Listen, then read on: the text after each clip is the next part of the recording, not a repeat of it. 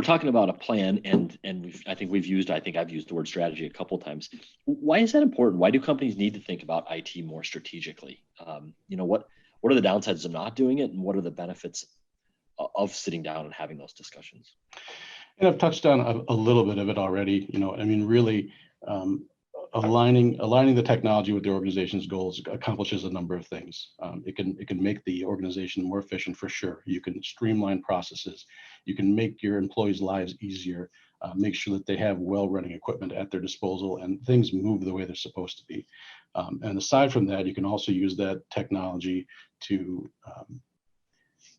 change some of the business workflows and processes so that can free up people's time to do more of the things that leadership wants them to do. If you're in a sales organization, you want to free up that salesperson's time so they can go out and bring in more new business. Each time that they're dealing with a slow internal process or even a non-working computer, that stops them from achieving their goal. So really, we got to look at using things on a strategic level and not just saying we need this because we just need it to work, but we need it to work and we need to use it as a strategic weapon so that we can make the organization more efficient, so that we can accomplish the goals that we're going after and earn more income and revenue and get to the goals that we want to get to. Yeah, I think we've seen some significant examples where a technology plan or lack of a technology plan not being aligned with long-term goals.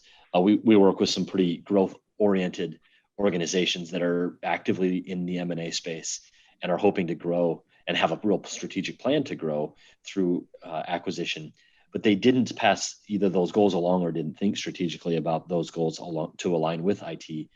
And their infrastructure that they've put in place didn't line up with that goal, and so couldn't support the success that they had with that M&A. So that's one example where you're thinking about adding additional divisions or additional locations. Really looking to grow through an M&A strategy, which I think will be pretty active post-COVID for organizations that have been successful. I think there will be organizations that weren't successful that will be kind of ripe for M&A activity.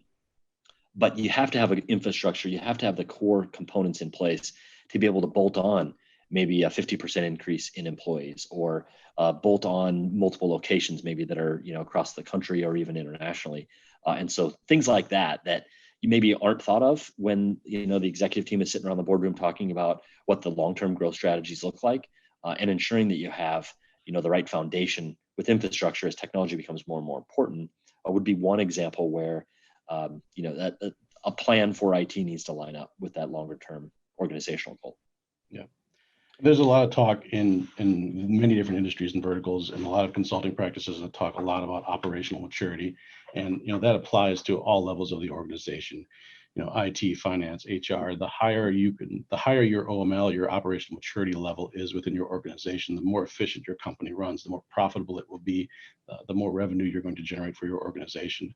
And IT is obviously an integral piece in that operational maturity model, because we all live and breathe with our computer systems today. We can't function without them. So the more mature that system is, the faster it is, the more efficient it is, that everything goes in the right direction, and you'll find it easier to accomplish those goals if you have those and that higher operational maturity level.